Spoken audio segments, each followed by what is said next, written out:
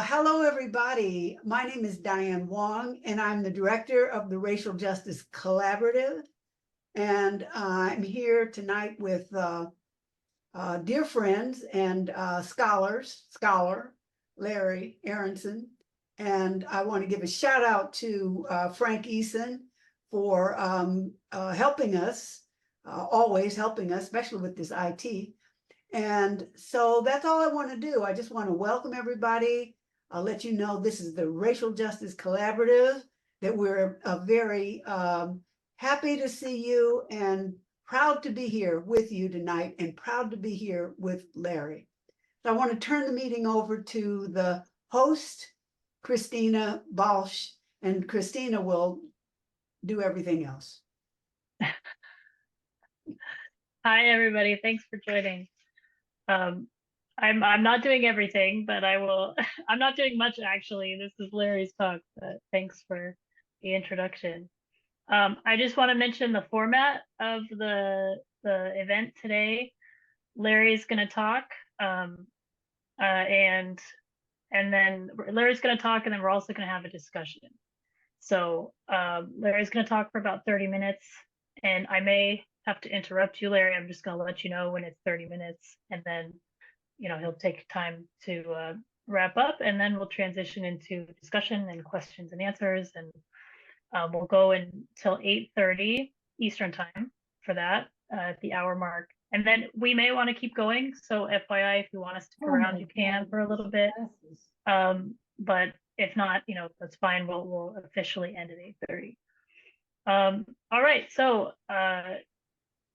today's talk is about Carter Woodson and Black History Month, and Larry's gonna teach us all about it in 30 minutes.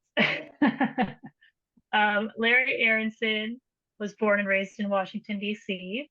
He graduated from Earlham College and received master's degrees from Johns Hopkins School of International Relations and the Columbia University School of Journalism. He began teaching history in the Washington, D.C. public schools in 1965, specializing in Afro-American history and the civil rights movement, and later developed radical curriculum in social justice practices. He retired in 2007 and left a legacy of challenging conventional narratives and advocating for progressive education and Black history. Today, Larry reflects on what Black history means in the current era, emphasizing its significance, not just as a subject of academic inquiry, but as a vital component of understanding and navigating the complexities of contemporary society and shaping a more just and aware future. And Diane wrote that last line, which I think is really nice. We really appreciate what Larry's done with us at the Racial Justice Collaborative. So Larry, thank you for joining us and kicking off our pop-up talks for the year. I'm going to hand it over to you for Carter Woodson and the Black History Month. All right. Well, thank you. Can everyone hear me? Okay. Yes.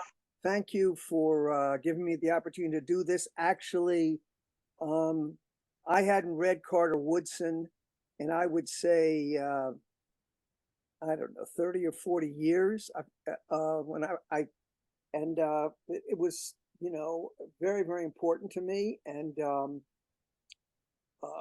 book along with Horace Mann Bond, Julian Bond's father, and W.B. Du Bois. So I'll tell first a story about how I came to all this and the role that Carter Woodson. Larry, can you sit closer so we can hear you? Yeah. Just sit closer to the mic. That's all. All right. So anyhow, I started teaching in 1965 in Washington, D.C. I was 25, and it was all by, it was really by accident, if you will. I left journalism and I planned to teach.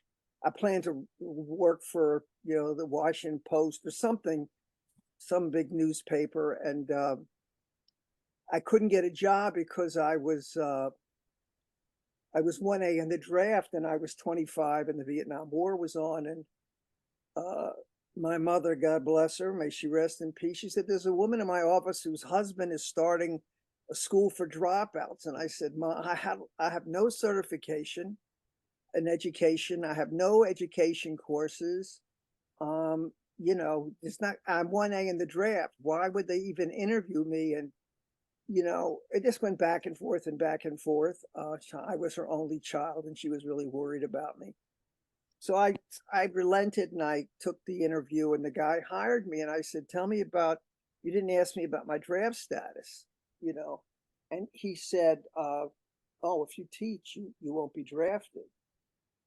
And so I grabbed the opportunity and had no intention of staying in education. And within 1 year, I've been completely radicalized. Now, I came to teaching not knowing anything about teaching, not knowing anything about pedagogy, not knowing anything about Dewey or anybody else in education. You know, I was literally flying by the seat of my pants. And I was teaching all Black kids. And, you know, I was 25 years old, this little white Jewish guy. What the hell's he doing here? And it occurred to me somehow or other, I ought to be teaching these people about their history, but I don't know their history. And so I began rapidly studying. Now, the interesting thing about all this is just as I was doing this in 1965, you know, there was, and mind you, there was no Black history being taught or hardly anywhere in schools. And Carter Woodson talks about this at great length. There was no Black history, Negro history, as he would write about it, in high schools. God knows not in high schools, but not, or colleges or universities. And anything that was taught about Negro was all about race superiority, inferiority, and the education was actually doing everything to codify and legitimize white supremacy, and doing enormous damage to Blacks. Now, so I guess within the first year, somehow or other, I discovered Carter Woodson's Miseducation of the Negro. And I read it and I realized, you know, how about the miseducation of Larry? And I had to relearn everything, you know, about how about what I knew, and I also I started teaching, and I read an article in the local paper. I know I'm jumping a little bit, but it all sets us up for Carter Woodson, about an organization called SNCC, which I had actually heard about when I was at Columbia. Some of my friends were going down south to register to vote, and I said to them, "What do you mean you're going down south to register Black people to vote? What do you mean register? Don't you just vote?" And they looked at me, and, you know, 25 in graduate school at Columbia, and they said, what do you mean? You don't know you have to register to vote? And I said, listen, I grew up in Washington, D.C. We don't have the vote in Washington either. I don't know anything about vote, right? So I came to this with all of this ignorance, you know, built-in ignorance. I didn't know any of this. And so I went over to the SNCC office. I met Marion Barry. We became very close friends. And I walked into his office and I said, I read the article in the paper the other day, and I was just curious, what are you all doing? And he said to me, well, one of the things we're doing is teaching Black history. And I looked at him with total puzzlement. And I said, first of all, no one used the word Black history in my world. I said, what's Black history? He said, it's the history of Black people. And I said to Marion, what history do Black people have before white people get there? And, you know, instead of throwing me out of the office with this racist remark, you know, he brought me over to the table and he showed me all these packages that they had developed a Black curriculum to teach. And I grabbed it all up and I became totally, I mean, that was my education of how to teach, was actually it's through SNCC in Washington, D.C. And it was a voter registration campaign in the nation's capital. Anyhow, I had to discover all of this. I didn't know anything about it. So, and one of the first books that I read was, again, Carter G. Woodson's Miseducation of the Negro. And I was rereading this for this talk. And it's been a very incredible, because I've been retired since 2007, and I haven't done any teaching in classroom in all those years. And it really stirred up a lot in me and reminded me a lot about who Woodson was. And there's a lot of things I want to share with you about who Carter Woodson was. First of all, there are several things about Woodson's book. One is there's a lot in there about pedagogy, about what we would call today liberation pedagogy. What is the importance of teaching the narrative of Black history, right? Now, mind you, when he wrote this book in 33, or published the book in 33, it's the middle of Jim Crow, right? And he was, and he had already, when he had already written several books, many articles. He had been a teacher in the DC public schools. He had been a dean at a vocational school, in DC, an Armstrong vocational school. Pedagogy. And he taught in the Philippines, high school in the Philippines, and then he came to Washington D.C. and he taught. And as I said, he also became the dean of Howard, and then he dropped all that because he decided he wanted to spend all of his time on writing about what was wrong with the education of the Negro. And what he tried to show was, he showed in many examples what was wrong with the methodology of teaching Black students in high school and in college. And basically what he was arguing was it was perpetuating race supremacy, or as he would say, Negro inferiority. I just wrote down just a little while ago of the chapters of his book. And I think just naming the chapters, we can talk about them in particular, I think you'll see the argument, that the analysis that he put together. Chapter 1 is the seed of the problem. The second chapter is how we missed the mark, how we drifted away from the truth, education under outside control, the failure to learn to make a living, the educated, quote unquote, the educated Negro leaves the masses, dissension and weakness, which is really discussion about the competition and between the dissension between Methodist and Baptist Black churches.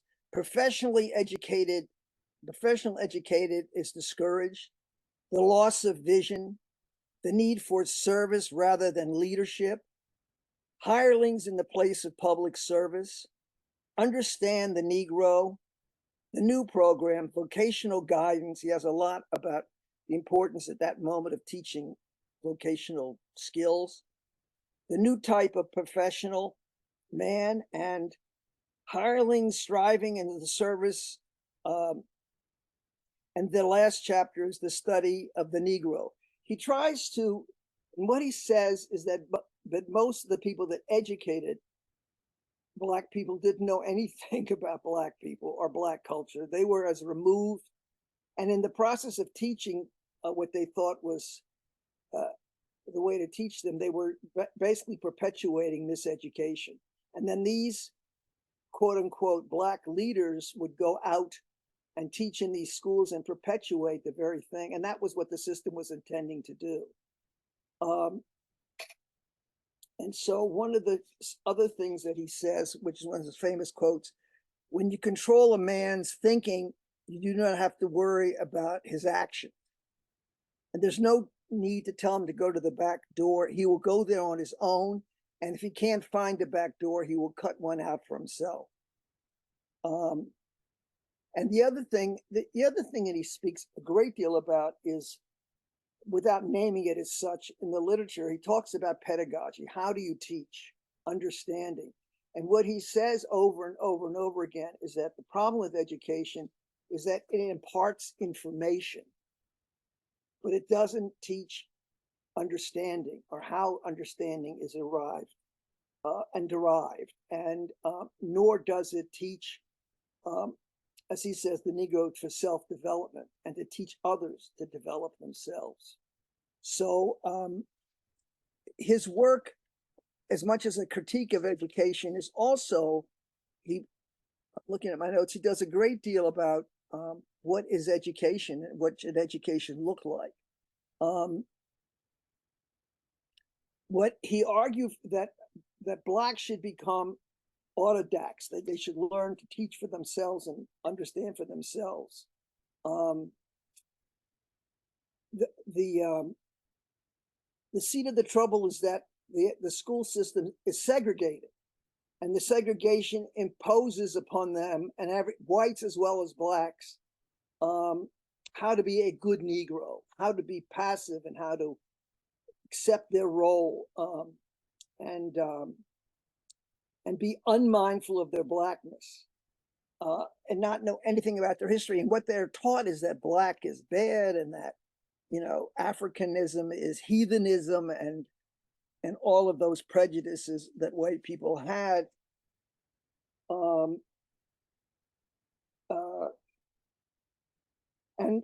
And what was being perpetuated was that Black people were totally ignorant of their culture, their history, the narrative of their history. And as I was saying in the very beginning, you know, this spoke loudly to me because I was also realizing that my education was not teaching me anything about my narrative history and the history of my own people and so forth. He said that, you know, he has a lot of anecdotes in what he does, but he wants to bring to the study of pedagogy a scientific methodology.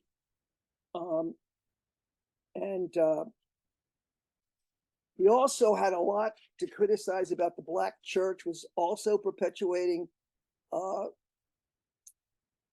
racism in its own way, that most of the clergy had not much more than 8th grade education, and they were, you know, but the one thing about the Black church, which was very important, but it wasn't able to use this importance, was that it was an institution that Black people controlled, and one of the few institutions that Black people controlled, and yet still it wasn't a place for action and for correction and dealing with racism.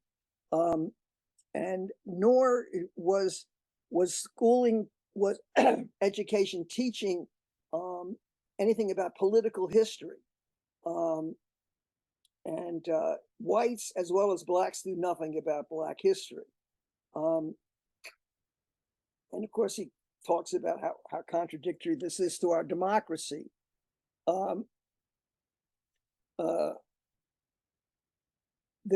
What mostly was being taught almost directly was to demonize Black people, disempower and depoliticize Black people. So the school system was perpetuating this very problem. So he was also, you know, very critical of Black elites, because what they were trying to do was become white and not and really leave their own people, and a lot of this had to do with the fact that they didn't know their history, and they taught everything about other people's cultures, about Hebrews and Anglo-Saxons and all the other Latins and so forth, and they didn't know anything about their own history.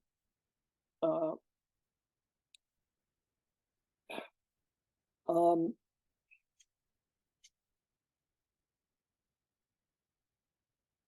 the other thing about that was really was very critical is that that he also founded the Association for the Negro for the Study of Negro Life and History, which was a whole new idea, and that he brought to this again this methodology about pedagogy and what good teaching is, and how do you teach understanding, which he kept saying over and over again. And then, you know, he talked about how the many missionaries, as he called them, social workers who went in to teach Black schools in the very early period of Reconstruction, they didn't understand, you know, they were paternalizing and they were patronizing and being very condescending without realizing it. They thought they were doing God's work.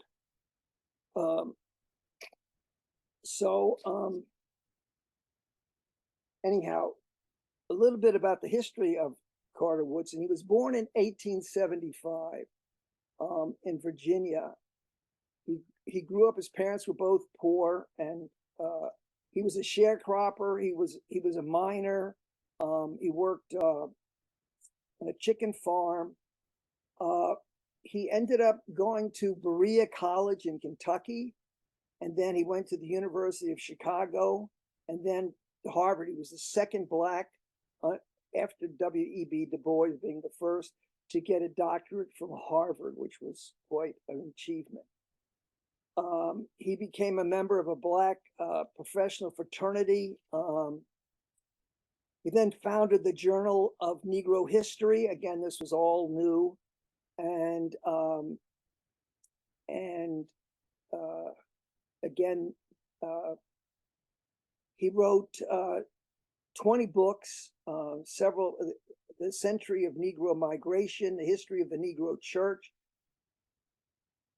and of course the Miseducation of the Negro.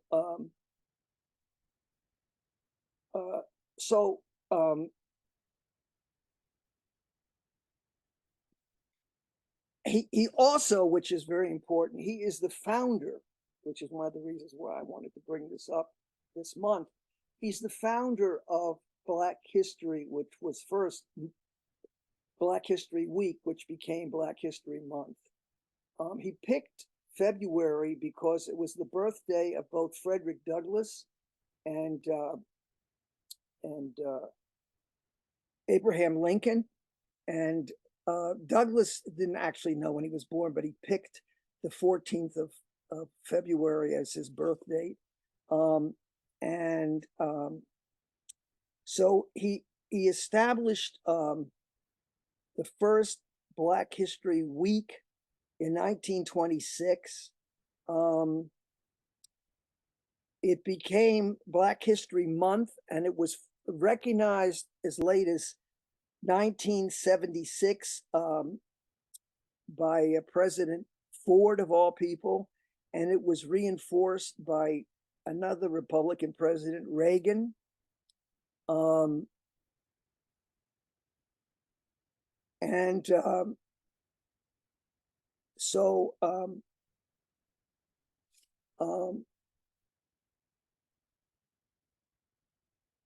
So one of the things, again, that Carter Woodson does is that he produced a definitive and constructive critique of education system and how it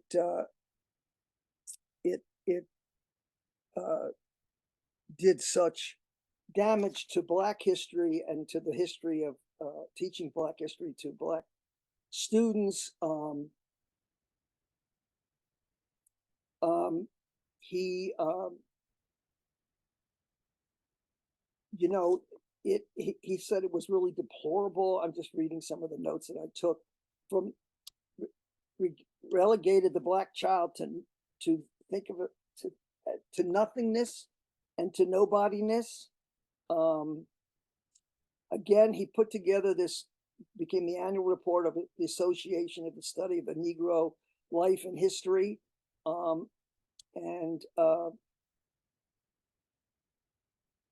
And he became very important. I would say for myself, when I discovered him, it helped me think through what I was going to teach and how I was going to teach. I knew nothing about Black history. Um, and and when I think about this, and I say this often to people,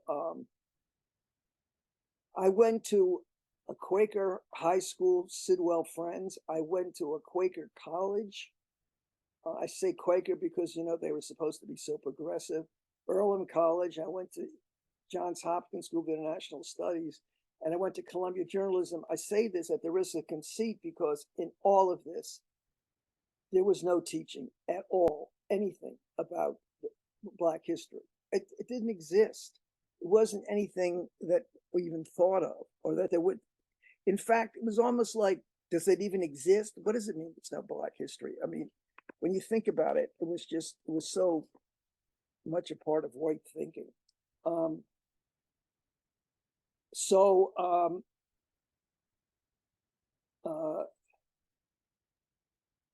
the other person that I think is really important to all of this, and who was influenced a lot by Woodson, as was someone who was Horace Mann Bond.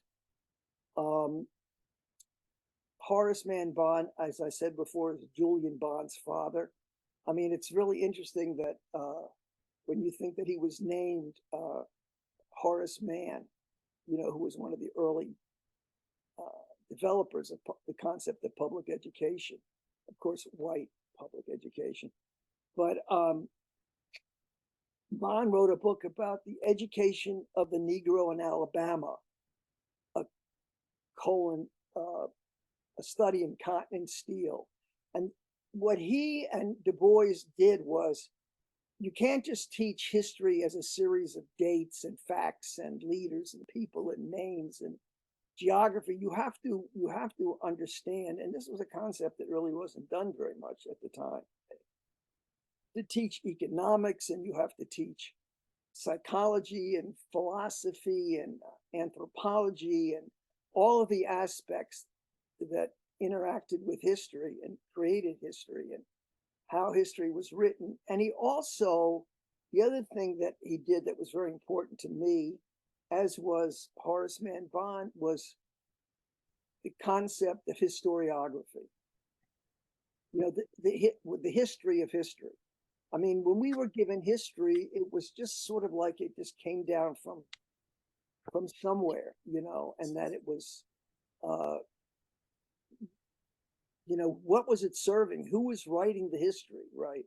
And what were their biases and what were their prejudices? And so historiography was another important part of what Carter Woodson was all about. He's really, he deserves much more, I think, attention than he's been given in recent times. It's a very, very important book, and he was very influential.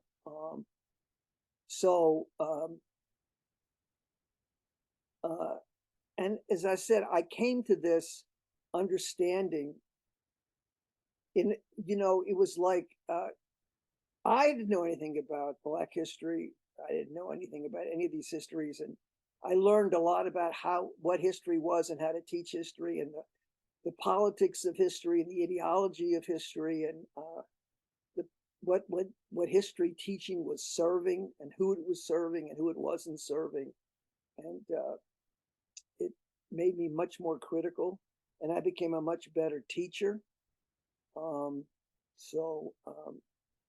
The other thing that's actually an important point of self-criticism is that when I started teaching Black history, I was discovering all this for myself about slavery and the slave trade and all of the horrors of it all. And my students, all Black students, said, "Why are you teaching us this?" And I said, "Because that's what the history is." And they said, "Well, it doesn't make us feel very good about ourselves if that's what you think our history is." And it made me rethink everything. And to start to look at the history in terms of achievement and accomplishment, and to become self-educated and to become self-empowered and to become involved in the community and to look at your people and try to do what you ever can do and teach people to become agents and in making, for social citizens, another word that Woodson used. So I think I'll stop there and open it up to questions or comments. Larry, you have excellent timing. Good. We're just about at 30 minutes. We do have a question in the chat. Danya, do you want to ask it or do you want me to ask it? I can ask it. Okay. Hi, hi, sir, Mr. Larry. Thank you so much. It was great kind of listening to your background and your story and how you, got into the teaching and education profession. I'm always, and I'll just be totally blunt, I'm always curious to know how people that are not Black or people that don't have our actual, a Black lived experience and don't, have, come from where I come from, but somehow they find themselves teaching, quote, Black history or Black American history. So I was curious to know if you shared how you have a lot of experience teaching Black people, Black students, Black history. I would like to know if you have experience teaching people that look like you, people that have Jewish ancestry, people that are Jewish American, or people who consider themselves to be white Americans, even white adults. Have you taught white children Black American history? And that's my question. Okay, well, the answer is yes. But, the circumstances of my teaching, all of it, which was, I don't know if to say accidental, but I first started teaching in all Black schools in Washington, D.C., just because I'm embarrassed to say, because it deferred me from the draft in 1965 during the Vietnam War. And I thought, okay, I'll do this for a couple of years. I'll get to know the landscape and I'll become an education reporter. And it turned out that within those couple of years in Washington, I myself became a completely transformed radical person, of which I had never been before. And so that's the first thing. The second thing was, I was, of course, immediately confronted in SNCC with, what are you doing teaching Black kids? What do you know about this? And I had to struggle with that over and over again. One of the things that I did was, I got, and which was actually a very good and helpful thing for me, is that I got my students to teach me about their own histories, the histories of their family narratives, which they just took for granted. And now they were starting to look at it self-critically. That became a big part of my teaching. So the first 4 years, I was teaching all Black students. And because of what you said, I said, I've got to, and a lot of the, helpful criticism, and I think, of Black people were saying to me, you need to do this in the white schools. And that became a part of SNCC, actually. So I went to Walt Whitman High School. I wanted to go teach up in like Potomac, Maryland, or somewhere in poor white, Montgomery County or Virginia or whatever. I couldn't get a job because I was too qualified. And it would be, and as the people in the Montgomery County where I started to teach, I said, I want to go up county. And they said, you got two master's degrees and you got 4 years of teaching. It would be a waste of your experience to put you up there. I said, but that's perpetuating the very problem. And I couldn't, so I took the job at this all white affluent school in Montgomery County, Walt Whitman High School. I did that for 1 year. but the problem was, actually, I was getting so involved. Again, this is at the risk of a lot of self-conceit. I was getting very involved in the Black Panther Party, and I was getting very involved in the Weathermen and SDS, and I was teaching in public schools, and I started getting a lot of pressure from the FBI, and I started realizing that this is getting complicated. So I said, I got to get out of here. I got to figure out what to do. And again, by accident, a friend of mine, and a journalist friend of mine, she said, Larry, her boyfriend at the time was Christopher Jenks, Sandy Jenks, and he was teaching at Harvard Ed School. And he said, Sandy's looking for people like yourself to come up to the Ed School. I said, listen, I got 2 master's degrees. I don't need a Harvard degree, And I thought, wait a minute, maybe I should go up there, which is how I came to Cambridge and how I came here. And so when I started teaching up here, I mostly did teach in Cambridge, all white kids, Black history, and American history, and I taught world history, and I taught religious. I didn't just teach Black history. In fact, I didn't want to just teach Black history. I kept always questioning, why aren't there more, and why aren't there more Black people? In fact, in Walt Whitman, where I was teaching in at Montgomery County, I kept saying, I don't want to do this. I think this should be, but there weren't any Black teachers being hired to do it, right? And when I was teaching U.S. history and I was teaching world history, and the students would come to me, and I realized white and Black kids, Asian kids, whatever, none of them knew anything about Black history in this rich, affluent school system. So I went back to teaching it, somewhat reluctantly, because of this contradiction you're speaking of, and I had to rethink how to do that. And but again, one of the things that I did was to make the students aware of their own family's narrative and their religious narrative and their ethnic narrative, and all of those narratives, and to go discover them and to find out about them, which is what good history teaching, I think, should be doing. And I learned an enormous amount from their narratives that they taught me, So that's the way it became for me. I hope that answers the question. I don't know. Yes, thank you, Larry. But I was very aware, just to say, I was very aware of the contradiction, and I was very uncomfortable with it. And I got reassurances from my Black friends, in education and in activism. I kept saying, I shouldn't be doing this. I said, well, we can't get in there to do it, Larry, so you do what you can do. Hey, Larry, Diana has a question for you. Okay. So Larry, I have it's a follow-up question to that issue of teaching Black history to white students. Did you ever get to an awareness that it's all American history? It's not a history of some, it's not a different country. This is all happening in the United States of America.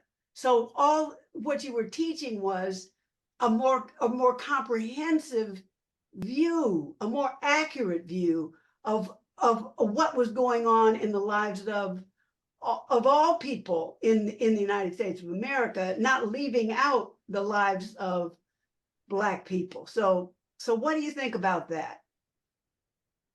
I'm not quite sure what is the question? The question is, do you see Black history as it's not a separate aspect of anything? Everything that one might call Black history is just bringing in parts of the narrative of the country that have been intentionally left out. Yeah, well, that's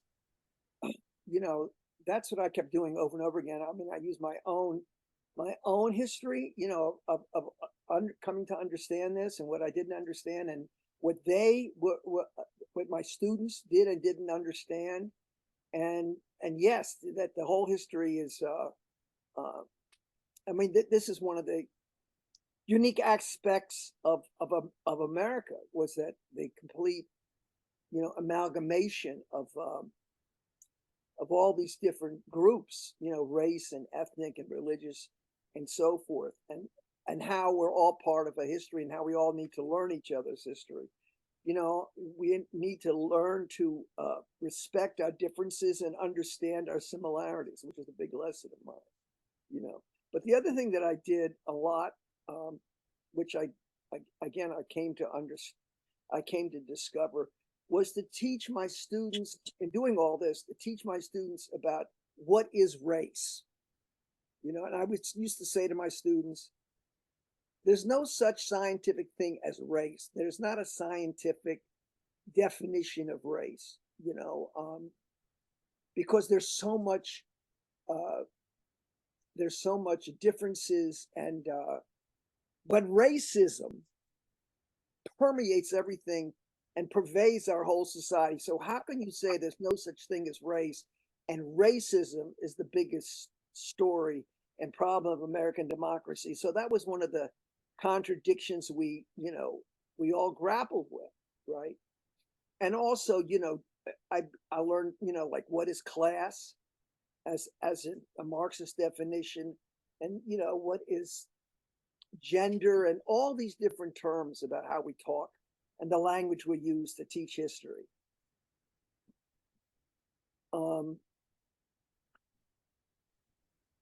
Larry, Nancy has a question, and then we have another question from Okay. Alvin after that.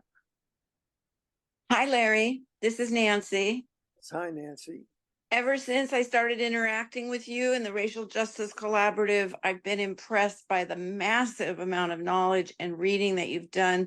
And I want to acknowledge that in your late 70s or 80s or whatever you are, you persist and you keep increasing. And I know you've had some serious health challenges, but you still stay on the path of fighting for racial justice in whatever way you're able. So I want to commend you for that. And then I also want to mention that when you explained that segregated education was teaching white people that they were more entitled, that they were superior, and teaching Black kids and Black people that they weren't wanted in society, I think that is something we don't say enough. We don't mention that those 400 years of white Americans teaching that to everyone, not just Black people, but to white people.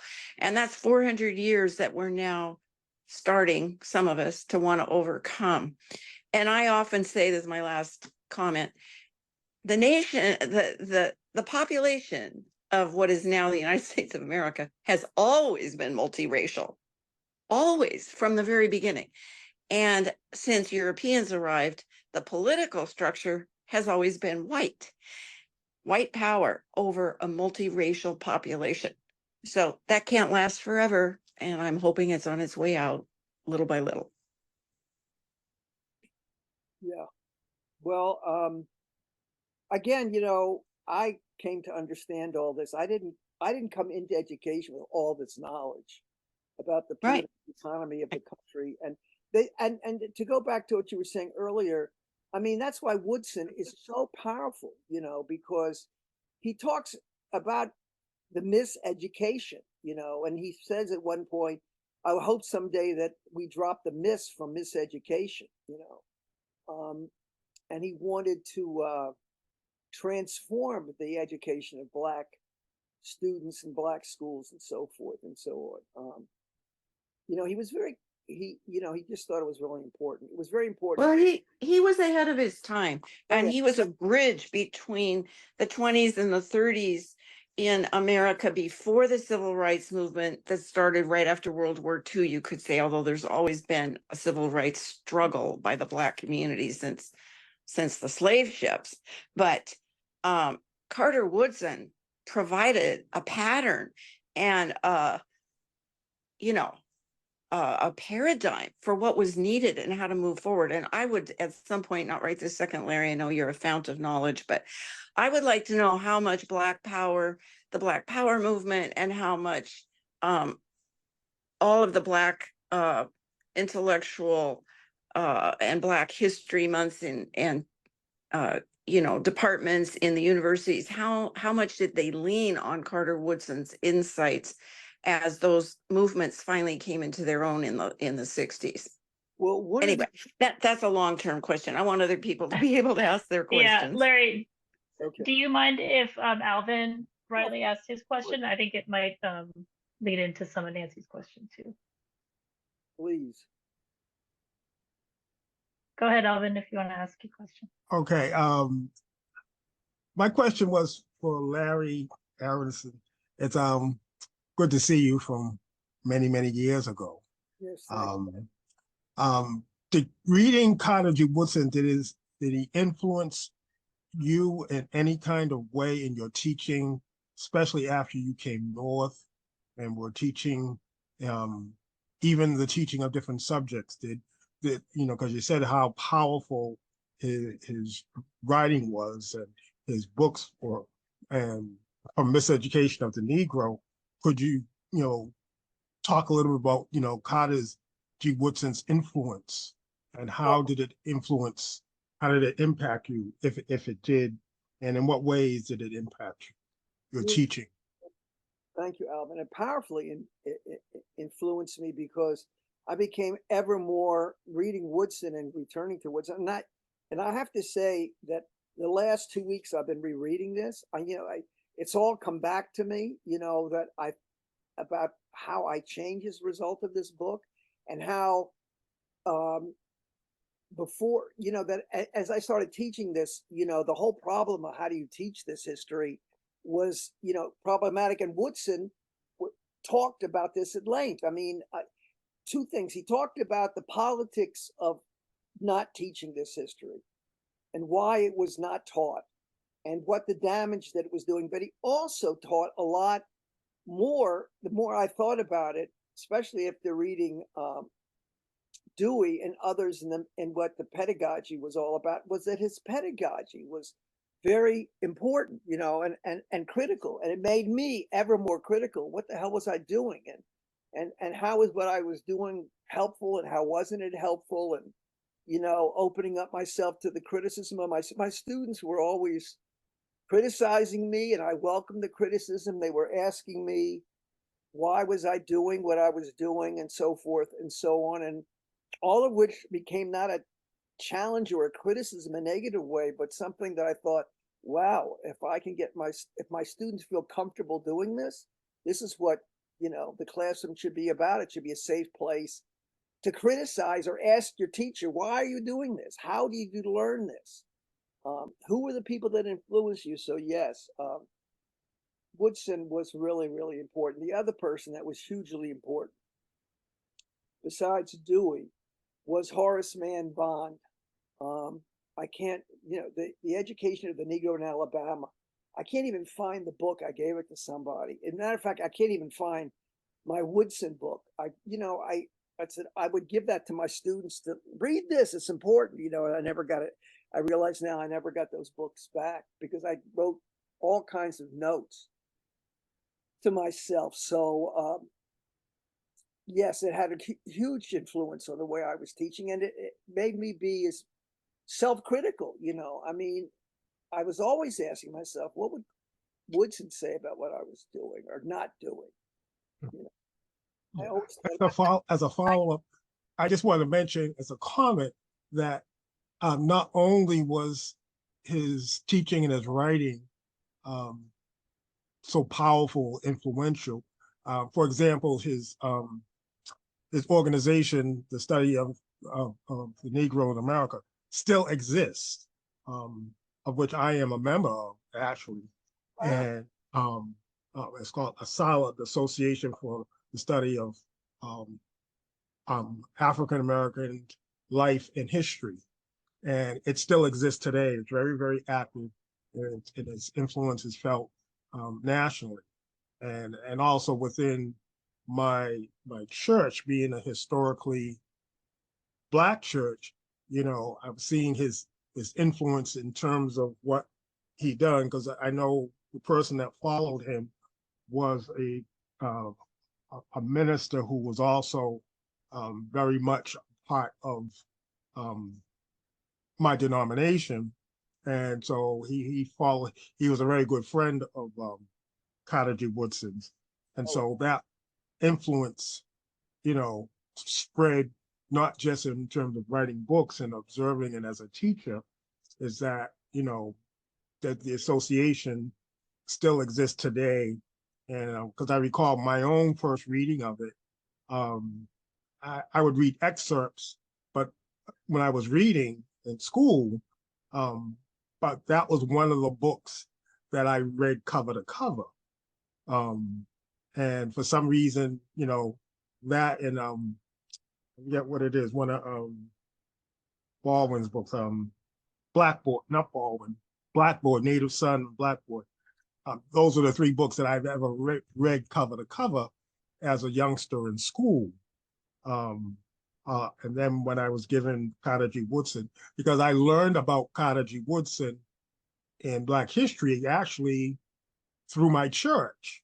And it was all through two old ladies at church who, if you didn't know anything from, you learned about who Jesus was and stuff like that, but you also had to learn about Black history, the founding of your church, and what Black people have been doing other than just being so-called slaves. But so I appreciate your comments and I appreciate your insight. You assigned Carter Woodson in school, or are the two women in your church bring you to him? It was two women at my church who made sure that any child would know about Black history, no matter what age. You just could not come in contact with them without, learning a little something about our heritage and our history. And Carter G. Woodson was a big part of that influence. And I can see now that even now, because I'm also the historiographer for my district and my church. And one of the things is seeing that how some of the people that I reflect on were contemporaries of Carter G. Woodson. And in particular, because, this was Cambridge, as is known among Canterbridgians, and sometimes they refer to it as the Republic of Cambridge. And so some of these people probably interacted with Carter G. Woodson on a personal level in Cambridge. I when I was rereading his biography as well as his writing, and I realized how much time he spent in DC schools, and then at Howard and Armstrong. I kept trying to think, did I ever meet him? Did I ever come in contact with him when I was teaching in Washington? I must have. I don't know that I did though.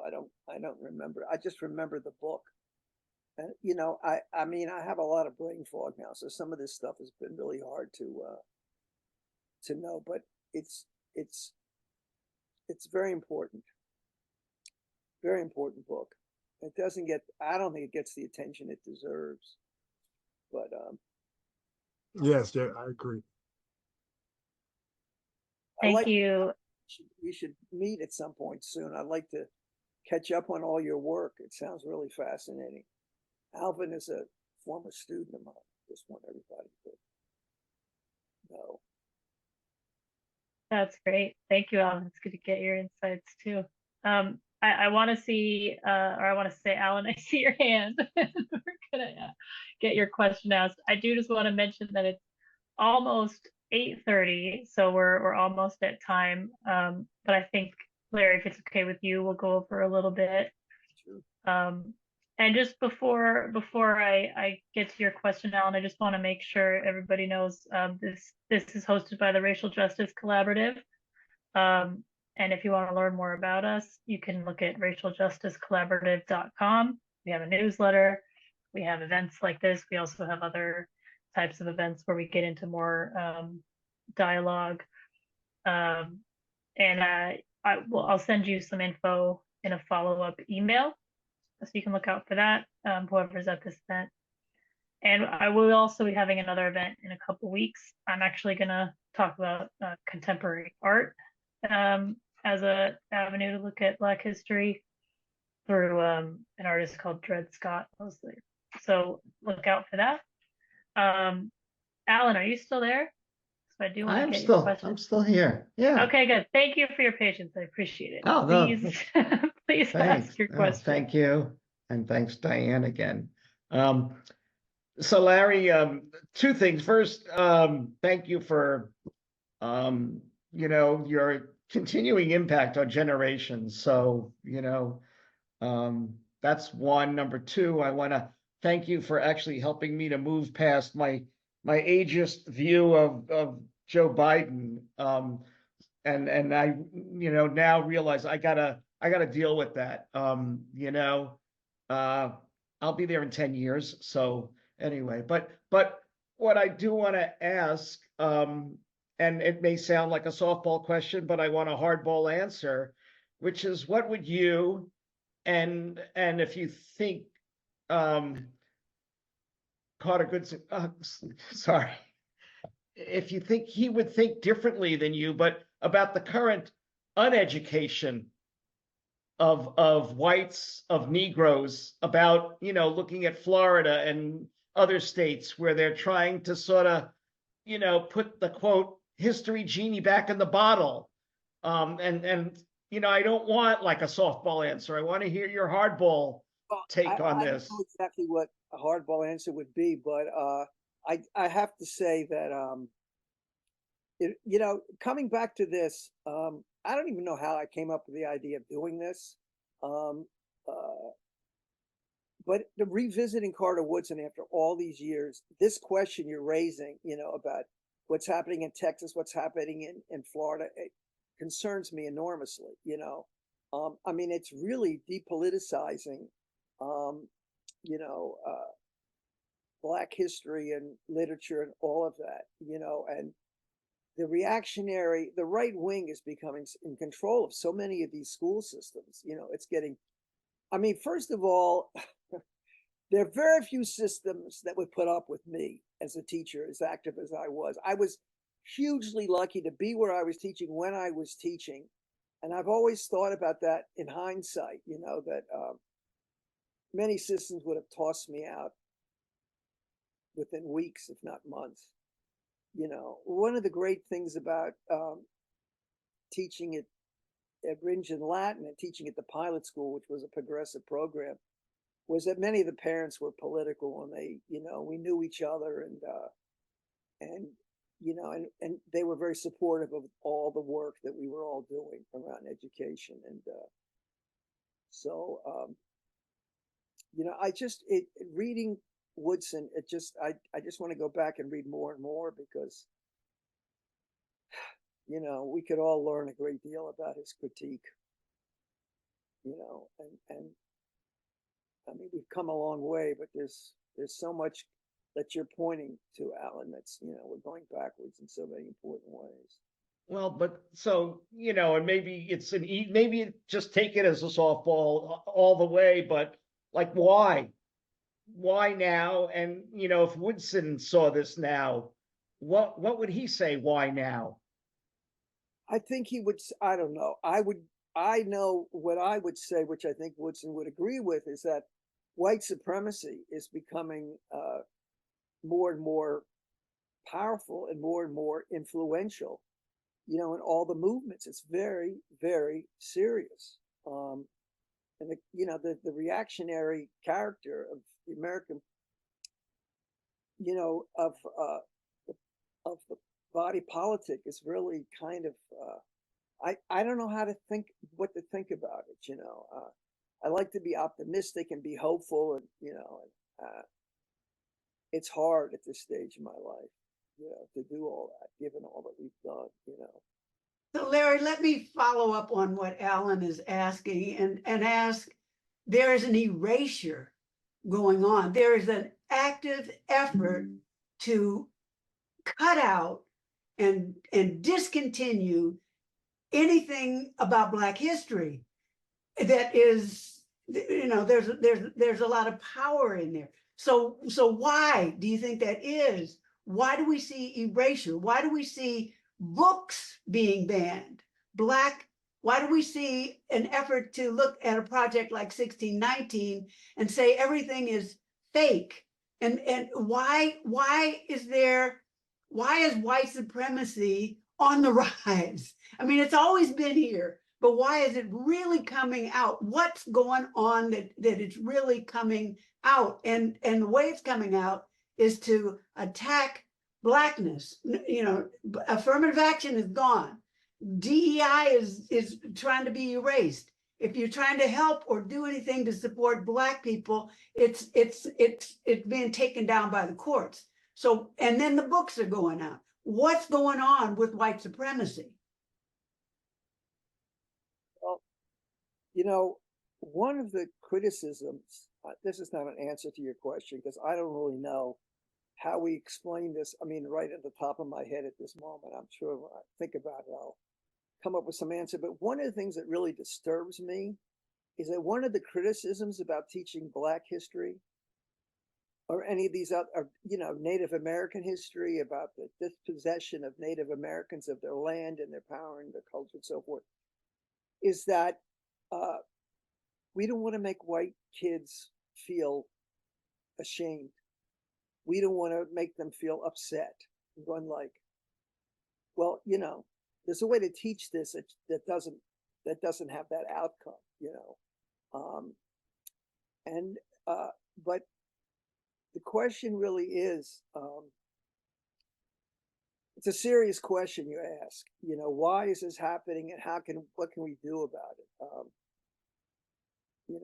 Right at this moment, I know when I think about it, I go like, oh, I know what I should have said, but I don't have it in my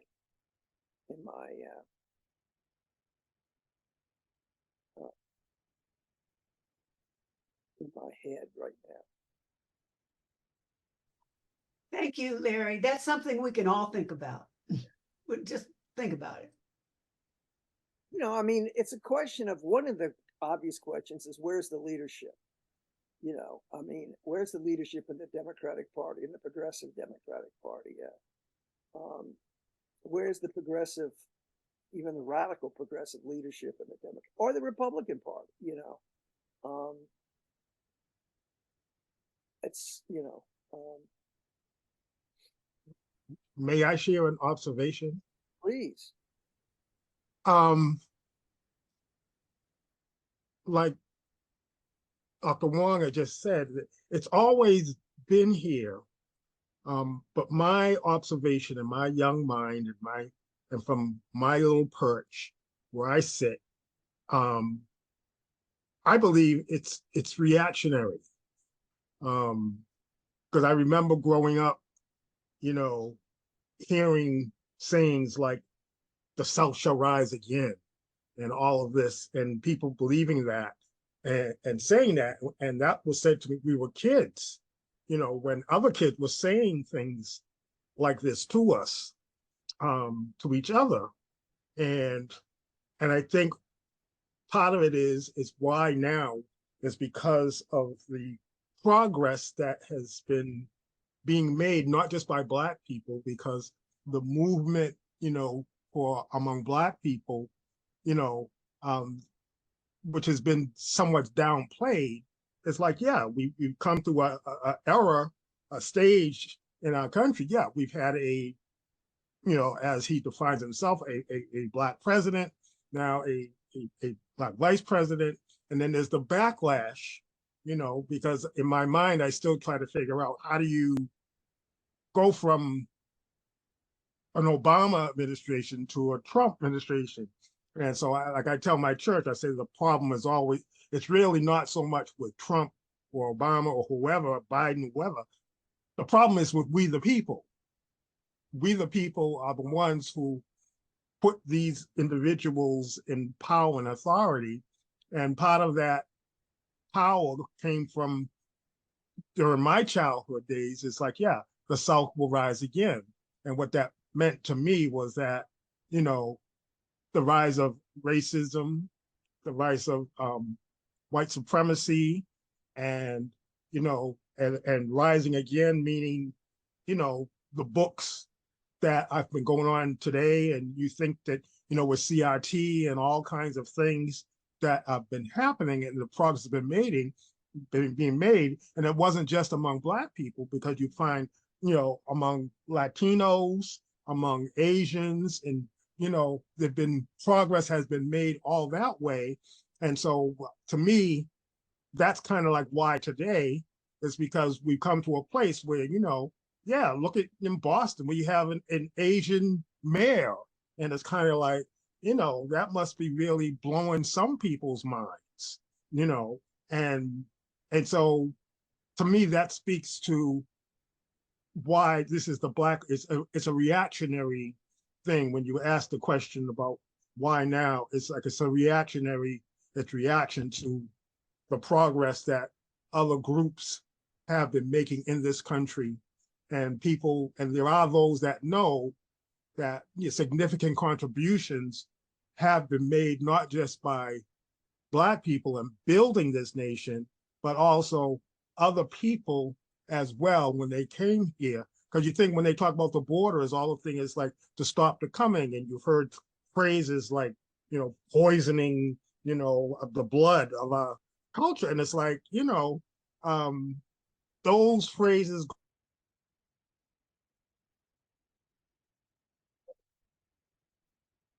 Did he just disconnect? Yeah, it sounds like Who was that, actually? that was Alvin Riley. Was It was Al? just getting good. Yes. Oh, all right. Alvin, if you can hear us, your audio cut out. But in the meantime, Larry, it sounds like you wanted to comment. That's just my or opinion. reply. My Oh, there you go.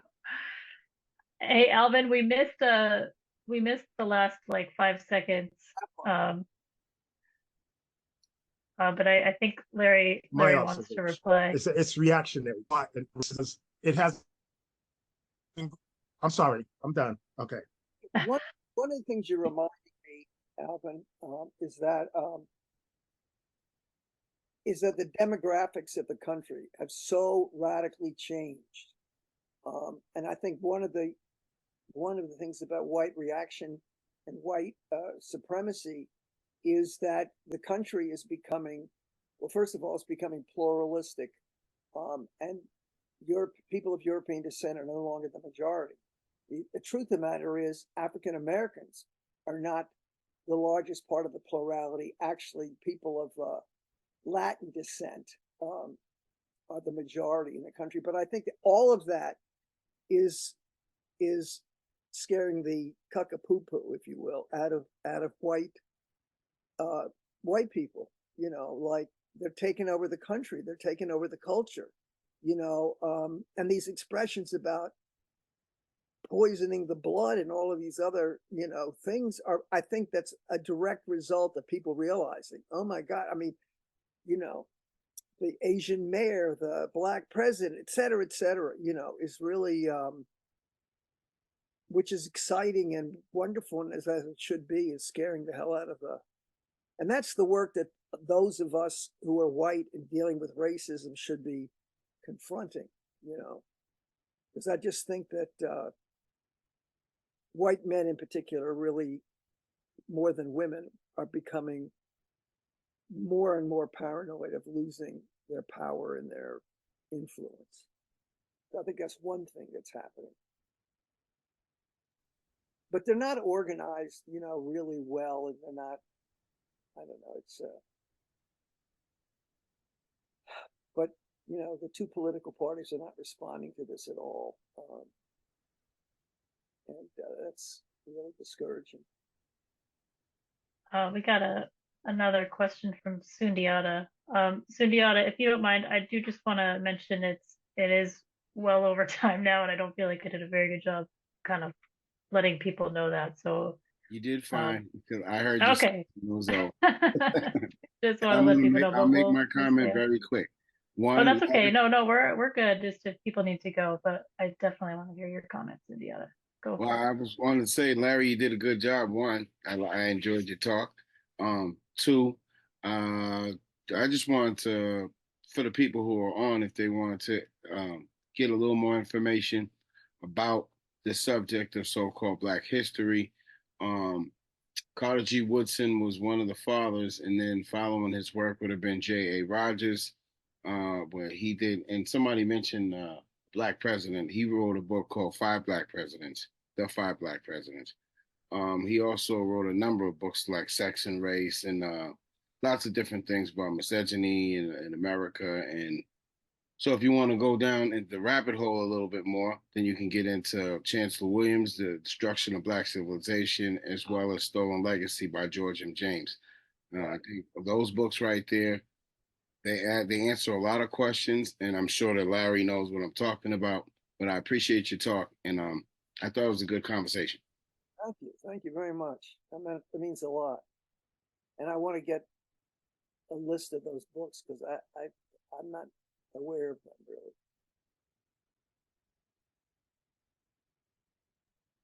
Oh, we'll send those out. Thanks, Indiana. Thank you. Frank has a question or comment too. Frank. Well, no, I just wanted to dovetail on what Sundiata was talking about, and thank you, Larry. And for everybody that doesn't know, I am yet another student of his, Pilot for Life. And I think, as you were talking, I think you might have been the first person that ever told me that there is no such thing as race, but everything is about racism in your history class. And I'd forgotten about that. And then when you mentioned it again just now, it brought me back to 1985 or whatever in history, in Cambridge Fringe and Latin history class. So I really appreciate it. And I hope everybody got something really great out of this because it was a fascinating talk for me. And that's it. That's all I had to say. I appreciate that. This whole thing has been an incredible experience for me because to revisit all this and to rethink it through and to try to put it all together has been a challenge. I didn't think I did as well as I wanted to, but the whole conversation is really, it's been very, very helpful to me and it helps me. I'm writing my memoirs and this has a lot to do to help me rethink about how I was thinking about all this. So thank you, everybody. And anybody wants to, email me or write me or comment to me after this, I'll be more than happy to hear. So it was a challenge. That's great. I have to say, it was really a challenge to do this because I haven't done this in so long. I thought, why did I agree to do this? My God, what was I trying to do to myself? But thank you. Thank you, Diane and others for encouraging me. And Well, thank you, Larry. We appreciate it. Alvin, I saw your hand up. Did you want to you want to say anything? No, I was just giving a thumbs up. I Oh, was playing around. I was trying to agree with that, and this was very good. It was. I'm very happy that I bumped into this event. well, thanks for coming.